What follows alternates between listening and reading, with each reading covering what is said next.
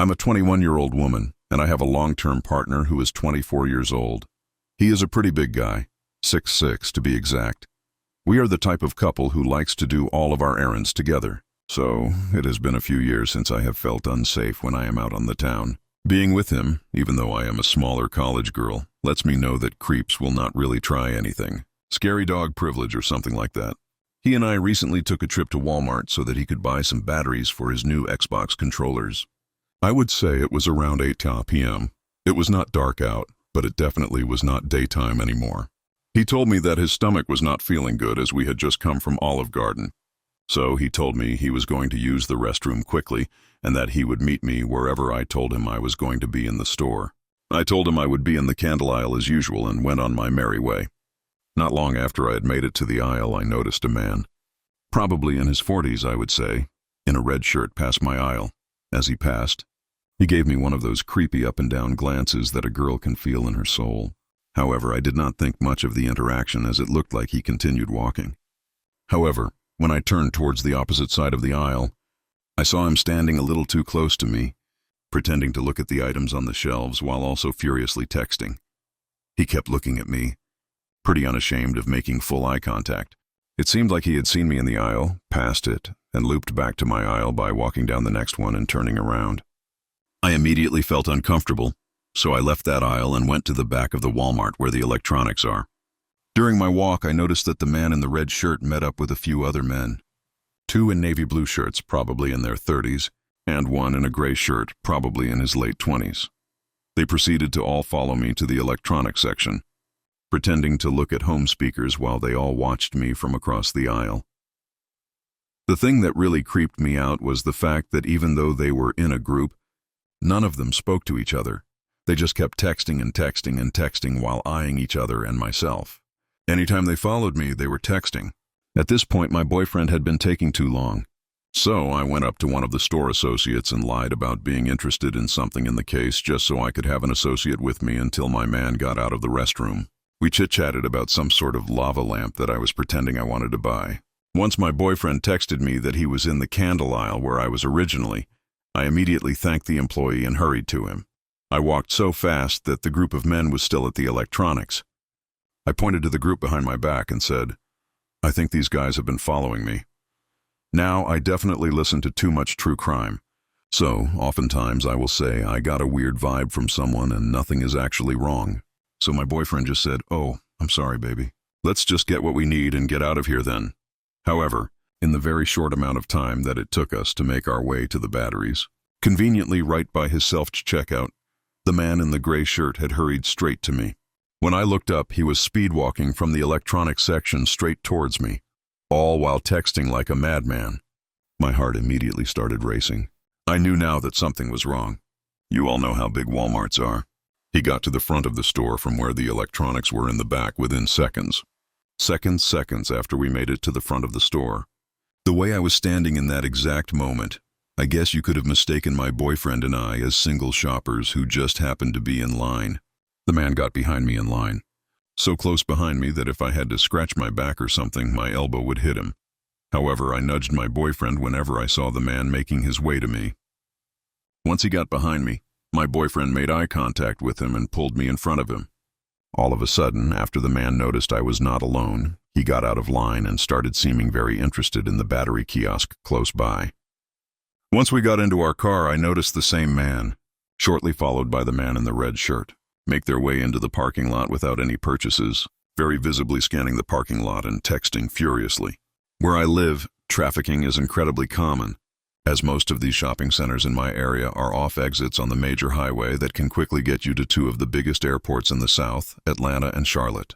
It's easy to snatch someone up, be on the same highway for around 2 hours in either direction, and then put them on a plane to never be seen again. Was I right to be so creeped out? I work in food service front of house.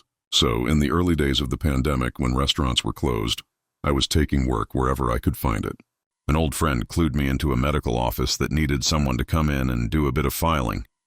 I was able to go in at night to limit direct contact with people, so I jumped at the opportunity right away. Ironically, the medical office job had been the safest gig I'd had so far co-wise. I wanted to avoid the bus if I could due to crowds, so I decided to use a rideshare app. It's not all that expensive in my area, and I really didn't want to catch a virus. I headed in at almost 3 in the morning because it was after the cleaning crew had left. I was kicking myself for being so cautious, though, because I was exhausted. I stumbled onto the block looking for my ride, and to my tired self's great relief, the car spotted me almost immediately and pulled up asking Uber while I cluelessly wandered up and down the street searching. The ride was taking a while, but I'd only just moved here last year, so I'm not familiar with all the surrounding areas and thought nothing of it. I was pretty alert at first, so I was trying to pass the time playing games on my phone and stuff. But the car didn't have a compatible phone charger, and I wasn't sure the building would have one. So I wanted to save my battery to be able to call a ride back. I shut my phone down into airplane mode and eventually drifted off from a combination of tiredness and boredom. I don't often take rideshare, so being alone with a strange driver often put me a bit on edge, but this guy had a pretty boring car and a very standard look about him. He looked a little like my brother, even young, clean-kept, listening to jazz. Nothing that screamed, "You need to micromanage this trip." When we arrived, the driver tried to wake me up by calling to me from the front, but I was in too deep of a sleep and couldn't fully distinguish it from my dream. Finally, he awkwardly jimmied my leg to wake me up and kept saying, Ma'am, we're here now." I was embarrassed that I'd been that out of it, so I just gave a hurried thanks and booked it out of the car and into the building. As I looked around, I began to realize that nothing was what I had expected of an office park.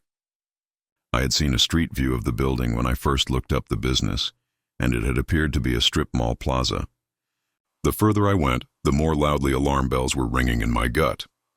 The structure was semi-dilapidated, and it was pitch-black dark past the entryway. I expected some lights to be off at nighttime, but not the whole building. I skittered across the concrete foundation comprising what was left of the lobby area, told myself that they must just be renovating, and followed signs for the stairs. After what felt like ages but was likely just a few minutes, all I had passed was construction equipment, a couple locked doors, and some smashed windows. I was certain I was not going to find a medical office and figured maybe I had mixed up the address. I took out my phone to double-check, but once I got it out of airplane mode, I could barely get a signal. I kept moving around in the building, pacing, looking for a stronger signal. I eventually confirmed in my text that I had written down the correct address just by scrolling back, which didn't require service. Since I had only been inside for a few minutes at most, I figured I should try and get in touch with the driver because if I entered the correct address, then it was only fair he should continue my ride to the correct place and save me the added fees of calling a second trip, considering this was all his mix-up. The app was taking forever to load with my slow service. But before I could get to a cloud of reception, I heard a rustling sound in the lower level of the building. I was on the top floor, and the only stairwell I was aware of was the one I had taken up, so it would force me into the middle of the building. There was no way to exit the situation without encountering whoever was downstairs. In an abandoned building in the latest hours of the night, I figured the chances were high that it was a tweaker, and I had no desire to try slipping past a tweaker, especially when it was late enough that they were probably on something so jumpy and on edge. I tried to get a text out to a group of friends with my address and a request to call 911 to help get me from the property because I didn't feel safe walking in that neighborhood at night and didn't have enough reception to call the new ride, but the message wasn't sending. Reception was too weak, so I gave up on getting my phone going and started checking for another stairwell or even a window with balconies or dumpsters that could be used to exit the second floor as a last resort in case whoever was downstairs came upstairs. I scrambled over to a door with a stairs sign on it, but the stairs were completely dilapidated and it was essentially just a straight drop down to the first floor. At that point, the worst-case scenario began to unfold. I heard whoever was downstairs begin making their way up the stairs. I thought fast and figured based on my walk, the floor was basically a giant loop. So, I would have to wait for whoever this was to come up the stairs, wait for them to come all the way up, and then sprint in the opposite direction of wherever they were going and try to get down the stairs and out of the building in time to make it to the road without encountering them. I was not anticipating being chased or anything, but didn't want to piss off a druggie or have a homeless person who might be living there feel as though I'd trespassed and become hostile towards me or have any sort of interaction that could possibly occur at that hour in an abandoned industrial park. Held my breath for what felt like 5 minutes, but was likely closer to just 30 seconds, and the person appeared at the top of the stairs. To my great relief, it was just the Uber driver. I figured he had come back for me, realizing he had left me in the wrong spot, a place that could have been dangerous. So, I came out from the beam I was hidden behind and started to wave him down. But then I processed. There was no way for him to realize this had been the wrong address. My stomach lurched forward and my blood chilled to slush. I made eye contact with him very briefly, and he was completely calm and composed, but breathing pretty heavily and blocking the stairwell down. On a normal rational day as an outside observer, I could think of a dozen innocent reasons he might have returned. But in the moment, standing across from him, I just knew in my gut that this was someone with ill intent. I can't remember much more from the ensuing few minutes. Operating solely on muscle memory and instinct, I Superman dove for the second stairwell's opening and just let myself fall down the drop. Thankfully, I don't think he'd seen where I'd gone at first. And though I was in too much pain to know it then, plenty was bruised, but nothing was completely broken. I scrambled up and threw myself at anything that seemed like it could be the door. It was too dark to tell. I was disoriented from the fall, and I wasn't in a calm enough mindset to think to use my phone flashlight. Plus, in hindsight, some part of me probably knew it would call too much attention to my location. Just before I was able to reach the door, it flew open with a blinding light beaming straight into my eyes. My first thought, though not totally coherent, was, there's another one of these guys. And I stumbled backwards, trying to find something to hide behind. Before I could, a voice called out, "All right, this is the name of town police department. Everyone get on your knees with your hands in the air." I didn't believe it was the police at first. I was in such a fight or flight mode and had already committed to flight that I continued looking for ways to get out. But he kept shining the flashlight right at me as I teetered around and yelled, "Hey, I sat on the ground right now. Hands out where I can see them." He sounded so authoritative that I just automatically did exactly as he asked. He approached me and finally shined the light away from me. It took a second to get my night vision, but once I did, I could see he was really a police officer.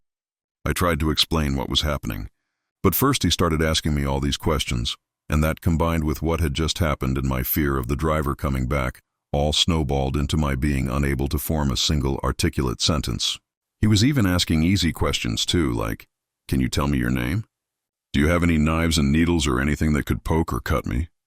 Would you rather talk in here or outside?"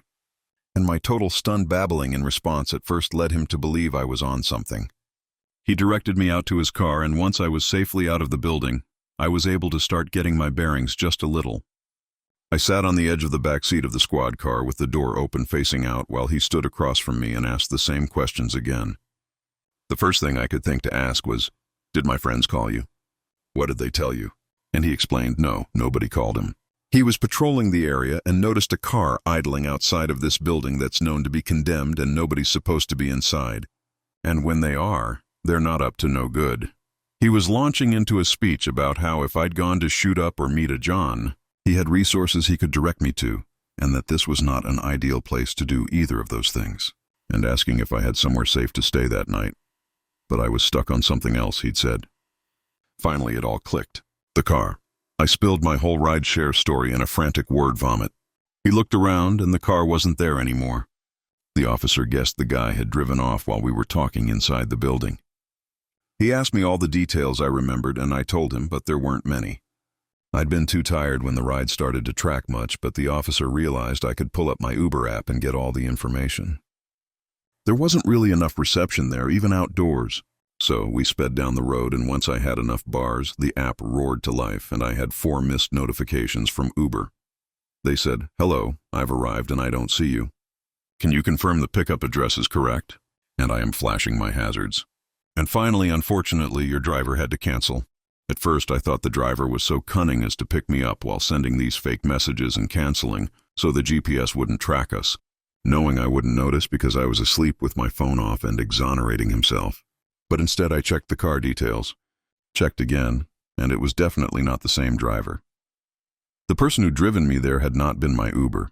My driver was somewhere else on the street when this guy pulled up to me. The policeman took my statement and said they would keep an eye out for the guy. But the best I could give them to go off of was basically young-looking Caucasian man with brown hair, sideburns, goatee, and 4-door sedan wearing a zip-up sweatshirt. Maybe had a hood, which is like 1 out of every 4 guys in the city. I feel so blessed to have survived this near miss. Suffice it to say, I do not take rideshare services anymore. Quadruple check your license plate and driver name. You just never know. This happened when I was a bartender about 4 years ago, but I think about it often, and it has changed the way I operate throughout life. I now refuse to go to any store alone after midnight. For the story's sake, I will tell you that I was 25 years old and an attractive, slender blonde at the time.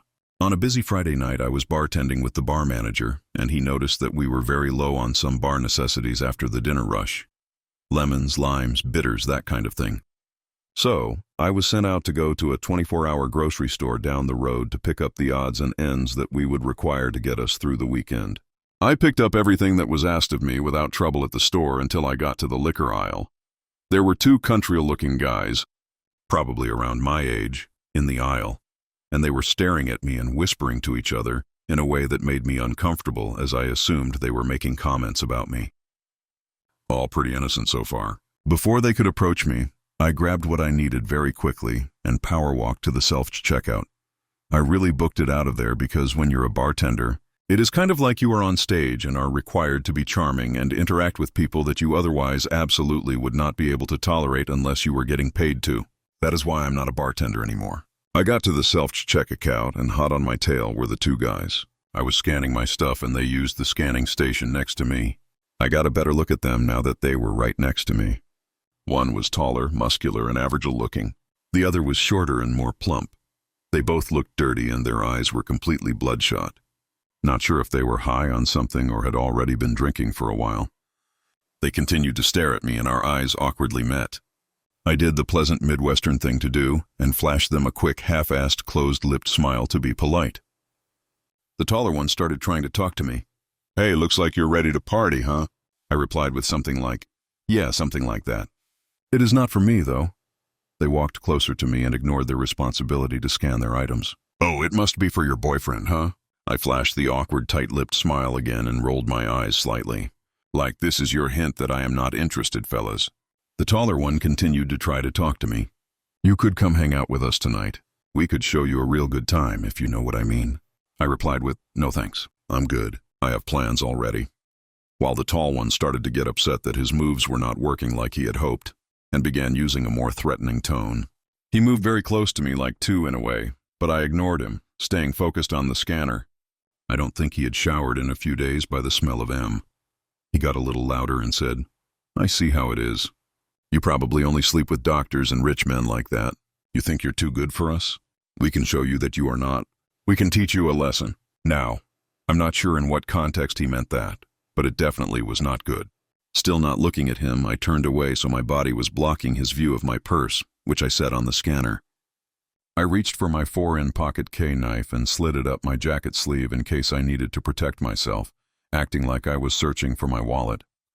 I did this, however, in view of the self-scan worker standing at her podium and looked at her with wide eyes, trying to communicate that I did not feel safe and that I might need help. I turned back to the machine and slid my credit card to pay while the creepy and hostile guys were practically standing on top of me. The machine malfunctioned and started beeping.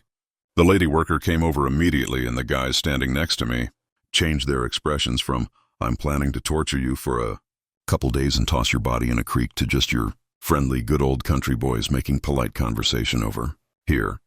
They actually tried to act like I knew them and that we were friends so the worker would not be alerted to their ill intentions.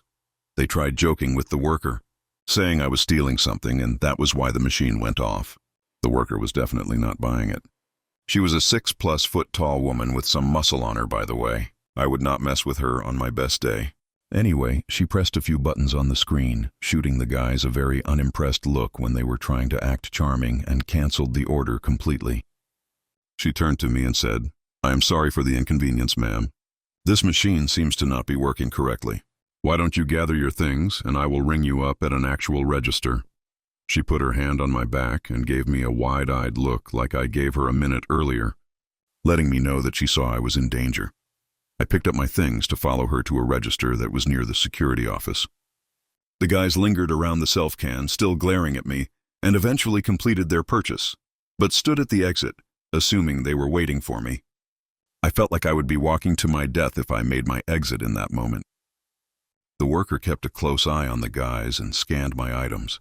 As she was scanning, she told me there really was not anything wrong with the machine I was using. It just misread my credit card, she said. I had a bad feeling about those guys from the moment they walked in. And then I saw them getting aggressive towards you. I already rang security to be ready to walk out to the parking lot and make sure you left safely when you were ready to leave. Then I saw you take that knife out and put it up your sleeve, getting ready to protect yourself. As much as I would like to see you show them they picked the wrong chick to mess with, I am glad I was able to pull you aside and make sure you were safe. I see them waiting by the door for you. I will just keep pressing buttons on the screen and act like I am having trouble with your order until they give up and go outside. Our security officer and I are both still going to escort you to your vehicle when you leave. Thought to myself, this woman seriously deserves a raise. I thanked her over and over again and told her what they said to me and that I was getting afraid because I did not know what these guys were capable of. As I was talking to her, my bar manager called me to see what was taking so long. I explained what was happening, and he was obviously very concerned and ready to come up there himself and kick some ass. A sweet sentiment indeed. By the time I hung up, the guys had given up and walked out to the parking lot. The worker said to give it another few minutes because she had a feeling that they might still be in the parking lot waiting for me to walk out and see which vehicle was mine so they could follow me. My instant thought was, no way. They have to be gone by now. I was wrong. The worker and security guard escorted me out, and since it was after midnight, you can imagine how empty the parking lot was. Towards the back of the lot, there sat an old big pickup truck running with the lights on pointed towards the store. It was a huge parking lot, and it would not have made sense for them to initially park like that. So I'm assuming they moved the truck to sit that way. So they had a full view of when I exited the store to go to my vehicle. It was like being stalked by very hungry lions. When I unlocked my car and they saw that me, the worker and the guard were looking directly at them, and that I was not getting in my car until we watched them leave, they peeled out of the parking lot. I mean, they seriously did a burnout to establish that they were pissed and trying to intimidate us or something. Poor creeps did not get their way. Boo-hoo. I thanked the worker and the guard over and over again, as I am certain they had just saved my life, or at least saved me from having to live with whatever those guys were planning on doing to me. I did write a long letter to the store manager and to their corporate location describing how their employees protected me and how grateful I was. I really hope that earned her a promotion bonus or raise. She did not know me at all and was ready to protect me, which really is not her job, but she did it anyway. Needless to say, I do not go late-night shopping by myself anymore, never will again.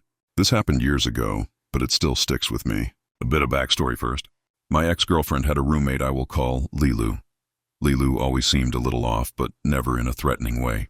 She had a rough upbringing with very strict parents, especially considering she was transgender. She did suffer from depression, but to my knowledge, nothing else serious. I used to talk and hang out with her when my girlfriend was gone because we were both social rejects. And I know how lonely and awful it feels to be isolated. Fast forward a few years later, after my ex and I had long since split up. I was living with my long-term boyfriend and hadn't heard from Lilu in forever. I assumed she was okay and healthy. One day when I went to get the mail, I found a letter from someone with no name on the envelope. It was kind of bulky, so I got curious. I'm a hermit with severe social anxiety and don't really talk to people. So excitedly, I tore open the letter.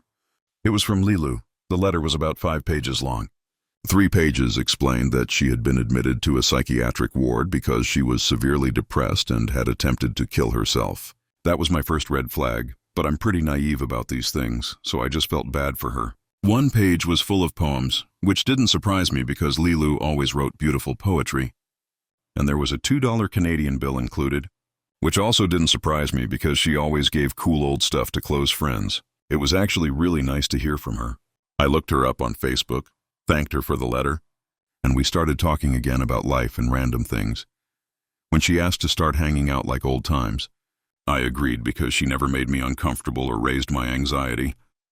I had no idea what was coming in the next month. The first few times hanging out were great.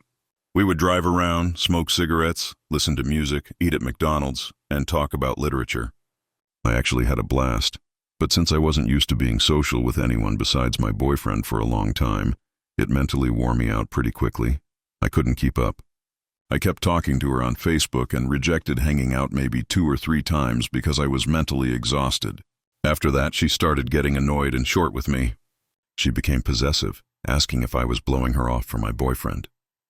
I honestly thought she was just hurt because she had no real friends and maybe had grown attached to me. Things escalated quickly. If I didn't answer her right away, she would drive 45 minutes from her house to our apartment and ring the buzzer nonstop until someone answered. Then she would try to bully me into hanging out because she felt like she wasted a gas and energy on me. That's when I started distancing myself because something felt wrong, and I think that made her snap. She began waiting for my boyfriend to leave for work before buzzing me at all hours of the night. She drove by the apartment almost daily, sending message after message on Facebook, calling and texting my phone nonstop. One time my boyfriend and I got into a verbal argument which she heard because she was standing outside our window. She called the police telling them he was abusing me. I was mortified trying to explain to the officers that he did not beat me up. When I pressed her for why she did it after an hour, she nonchalantly admitted she had called them. I was furious. She kept saying she cared too much for me to let some man hurt me. She said she was worried, wasn't going to put up with his crap, and would kill him to keep me safe. I felt completely violated. That crossed the line, and I started figuring out how to cut her out of my life, preferably without involving the police. Then the worst happened, maybe 2 weeks later. I found out I was pregnant. My boyfriend and I were taking a shower together. We did this to save time and water when the doorbell started buzzing. I was exhausted and told my boyfriend, who was getting annoyed, to ignore it and she would leave. She didn't. Lilu buzzed a neighbor and told them she lived with us, had forgotten her keys, and needed to be let in. The neighbor unknowingly let her in. So there we were, showering and talking, when someone started pounding on our door, hard pounding, kicking and jiggling the handle. Thank God we always bolted, chained, and locked the door. I snapped, angry, wet, and just furious. I jumped out of the shower, threw a towel around myself, and opened the door. I demanded an explanation and reminded Lilu that if someone doesn't answer their door, you leave. Not try every way possible to get in for an hour. She looked coldly at me, then at the bathroom where the shower was still running, and said quietly, "You're showering with him." "How could you?" My eyes must have widened like 1,000 suns. I responded, "That's my boyfriend, the father of my child who I have a relationship with. It's none of your business. I think you need to leave now." Her face scrunched up like someone had force-fed her lemons through her. She said she wasn't leaving. She claimed we had some sort of relationship, something I had no idea about because we were never sexually or romantically involved. She said she was coming back with me and didn't care how pregnant I was. She would forcefully drag me out with her. That terrified me because although she was very feminine, she was at least 2 feet taller than me and worked out.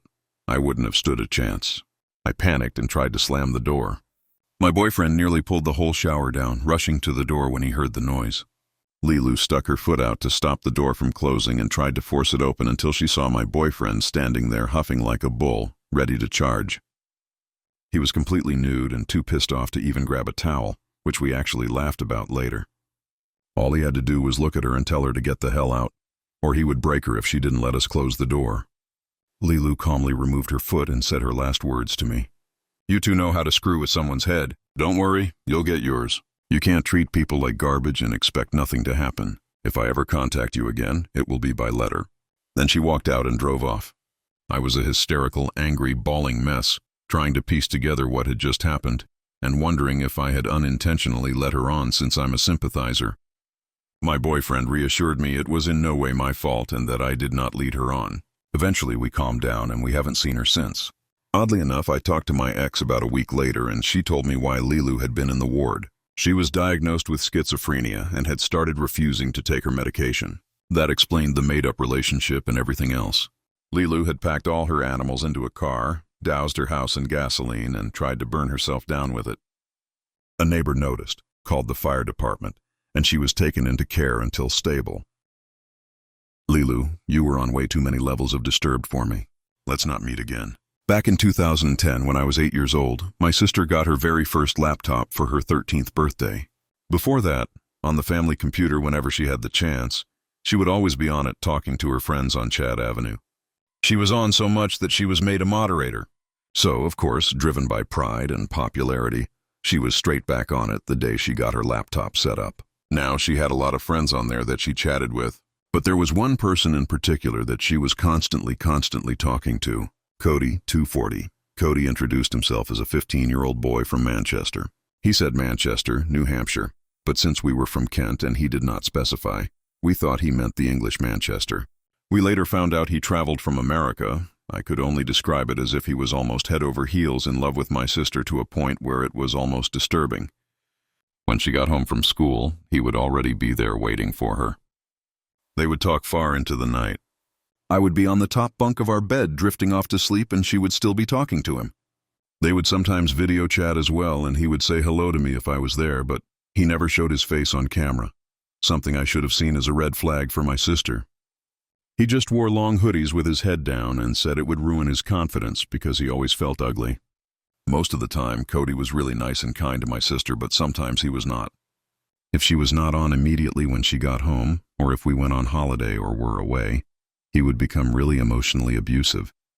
He would spread rumors about my sister, telling everyone in the chat that Gracie, my sister, that Gracie sends him naked pictures and that she talks badly about all of you. None of which was true. They would ban him, but he would come back with different names and sad stories until people pied him enough to let him back in under his other username. My sister would cry her eyes out when the other moderators told her what he had done.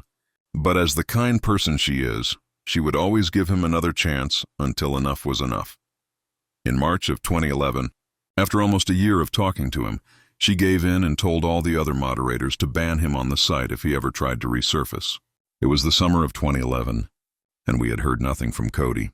I was playing with my friends at lunch one day in my primary school when the lunch monitor came and told me my dad was in the waiting room waiting for me. I found this odd as I walked because my dad would surely be fast asleep right now. It was 12 noon, and he worked a graveyard shift from 10 p.m. to 10 a.m., 5 days a week. Nevertheless, I went to the office and the receptionist directed me down to the waiting room. I entered and nobody was there, so I sat down for a while. Then I saw the silhouette from outside the opaque glass windows. For what was probably around 2 minutes, someone just stood there loitering until I asked, "Dad?" A man opened the door and just stared at me, smiling. Alas, it was not my dad. And if this man was Cody, he was definitely not a 15-year-old boy. More like a late 40s man with poor grooming skills. He was grinning in such a way that one would grin in those dental adverts. Then just like that, he placed a note on the chair next to me and ran out, vaulting over the outside hedge and running down the road in the direction of my sister's secondary school. I picked up the note. It was from my sister's school planner, which I later found out she had left on the corridor shelf. This was how I later learned the man had broken into our house. I read the note as best I could with his scribbly writing, then crumpled it up and shoved it into my jumper sleeve. I started to cry as I walked out. I was scared for my sister, and I thought he was going to hurt me. The note read, "If I do not find you, at least you will know how much I care from this letter. Baby, we are meant for each other. I came all this way for you. You know I would do anything. We belong together. You belong with me. I have no reason to live without you. So save me, baby. It will be hard, but save me. You're one and only." I felt sick. The receptionist asked me if I was all right, and I told her yes, but I went and cried for the rest of lunch that day.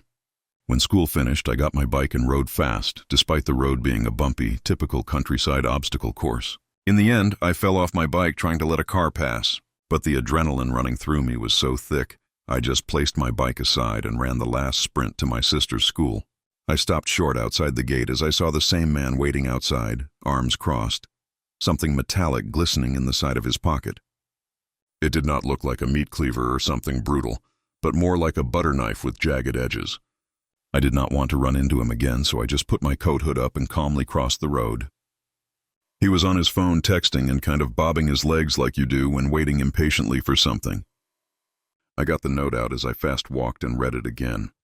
My sister had told me a lot, but if this was Cody, how could he have found us? And where was my sister now? Then I remembered it was a Tuesday, and it was her year's day to have their last 2 periods in the local church.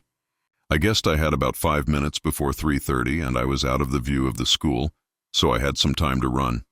I made it to the church as she was leaving with a couple of friends and told her a man was here for her.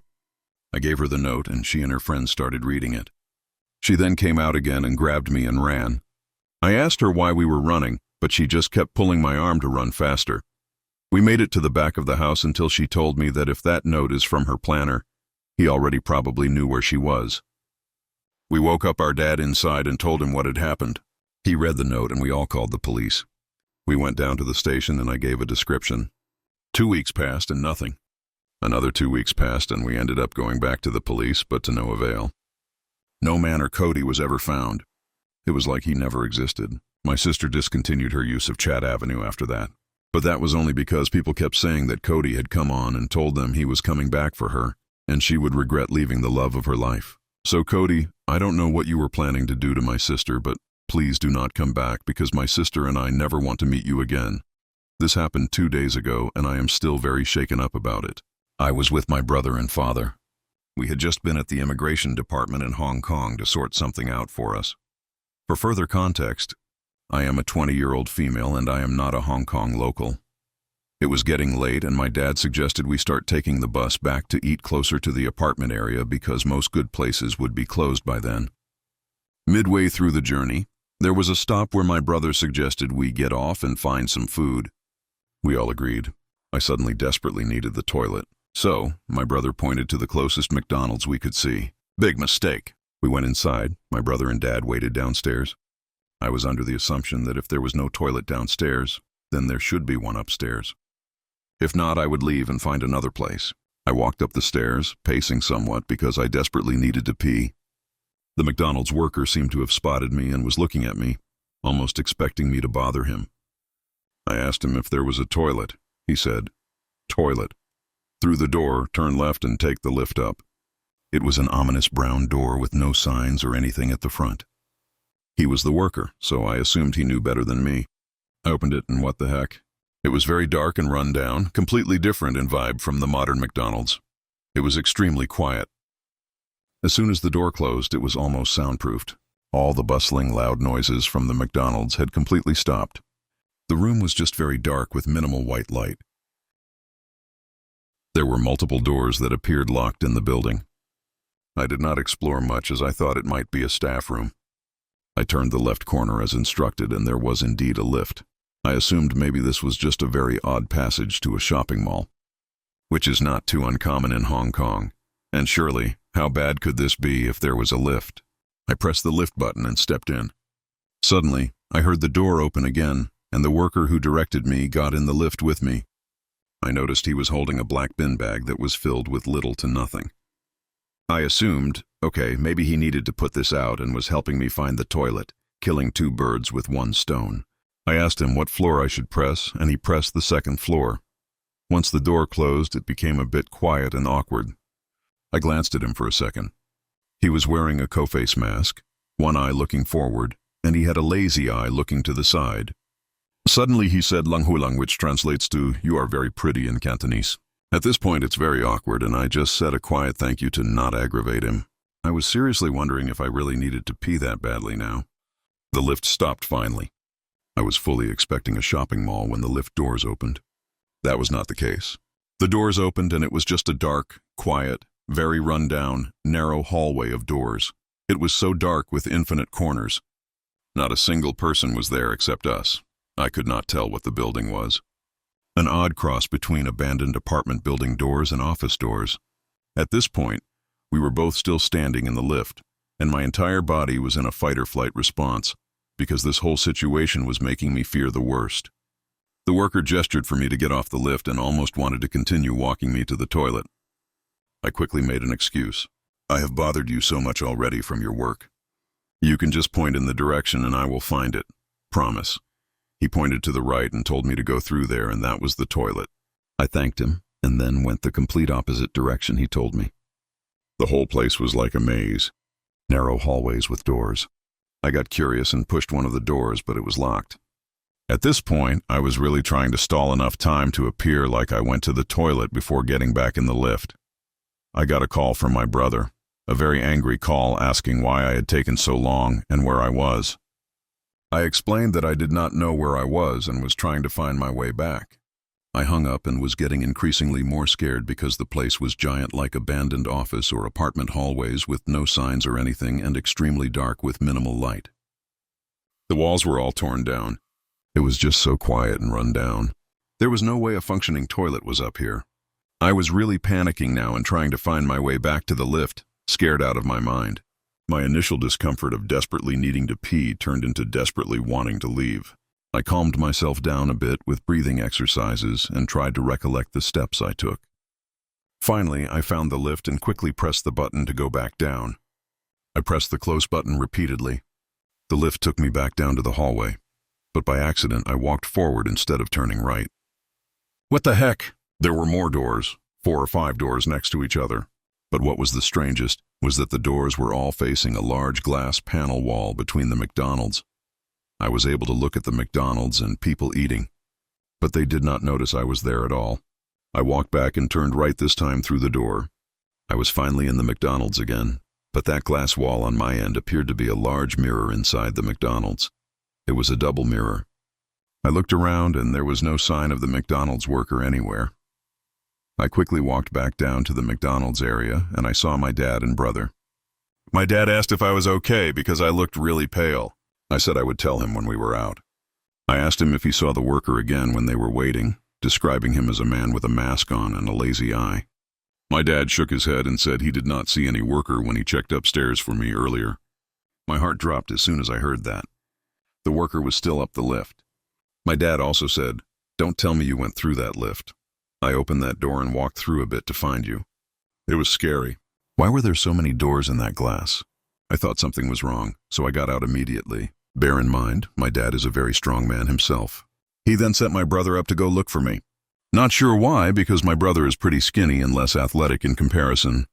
He opened the brown door just to see and immediately got out. He described it as looking like a big dark back rooms with the doors next to each other, back to back. He did not want to walk in there to explore. I will never go to the toilets alone again, and seeing a McDonald's will forever hold this memory for me.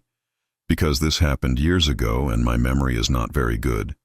I do not remember conversations fully, only a few bits. So this happened back in 2013 on a Friday as I was going home from boarding school. We were not allowed to stay there during weekends and holidays. I had gotten off the bus and went to sit inside the station to wait for my train. It was kind of big inside because there were many buses and trains, so there were a lot of people moving around, but I went to an area with very few people. After some time sitting on the bench, a creepy dude appeared and sat by the end of the same bench and began to talk with me in English. That was not a problem for me as I do not mind such things, but I would come to regret it later. It turned out that he was just visiting the country and proceeded to show me his passport. Is that even a normal thing to do? By then, he had moved closer to me. At that time, I had not yet turned 18 years old. I was still 17 years old, so I was rather young. I do not remember his exact age, but he was older. Maybe between 23 and 30 years old. This is kind of where the creepy part started. He said something I do not remember exactly, but it was something about love or something like that. I remember my reply to it. I said, "I have a boyfriend." And the creepy dude replied back with, "I know." I do not remember much more about the conversation, but gradually he moved closer to me and whispered, "I love you," over and over again until he was right next to me. By then I was terrified and I tried to make eye contact with the person sitting on the bench in front of me, but to no avail. Luckily, I noticed the time and knew my train had arrived. So, I told him that I had to get to my train so I would not miss it. He then asked me, "Can I escort you?" I said no and hurried away. I was still worried that he might follow me. When I walked to the train, I saw a police officer. Now anyone would have gone up to the police officer and asked for help, but not me. Because when I saw the police officer and me being a dumb fool, I thought he must be busy so I shouldn't disturb him. So I continued on the train. After I sat down for a bit, I saw the creepy dude walk past the window. And to my fear, he got on the train and walked up to me. I almost ran. I am not sure how he saw me get on the train unless he hurried as well, even though I would have been easy to spot because I had bright hair colors. And on top of that, I am very short and petite and not capable of defending myself in case something happened. At this point, I was very scared and started to text a friend to meet me once I got off the train while the creepy dude tried to get contact with me. At one point, the person that worked on the train checked our tickets. She talked to him and told him that he needed to fix that, then walked off. This happened twice. At one point, my mother texted me telling me she would pick me up. But at 2 stations after the one where I was going to meet my friend, knowing my mother she would be late. And and I did not want to find out what would happen being alone with the creepy dude. So I just told my mother I was going to meet up with my friend. I did not tell her about this until years later. This train trip was over an hour long, so I just wanted to get out of there as quickly as possible. Meanwhile, I was texting my friend while shaking, and the creepy dude kept trying to get my attention nonstop. I do not remember the exact order of things, but some things that happened on the train were: he leaned over to a girl diagonally across from me, and she got uncomfortable while he was trying to talk to me. He got a piece of paper from someone and wrote his number on it, then gave it to me. I sneakily threw it away. Multiple times he kept asking me where are we going, and I just ignored him. Some man asked if everything was okay and where I was going to get off. I told him where, and he said in English, "Problem solved." But all I could think was, no, it was not solved because I knew the creepy dude would follow me. But I was still terrified and did not tell anyone. The creepy dude only understood English, so it would have been fine, but I don't know why I didn't tell anyone. Shortly after, I was finally able to get off the train. I bolted out of there and saw my friend. I ran to her, hugged her, and started crying. She had never seen me so scared. We had known each other since we were 5 years old. I kind of froze when I smelled him because he was behind me and he had a strong, strange smell. While I kept hugging my friend, she got upset and told him in a loud voice that he needed to leave me alone. She pointed to the police station and warned him that if he did not leave, the police station was just a few meters away. To my surprise, the creepy dude walked away. My friend and I walked away from there, sat down, and talked about the situation. I'm not sure what happened to the creepy dude or where he ended up, nor do I know what he wanted with me or what he thought or expected was going to happen.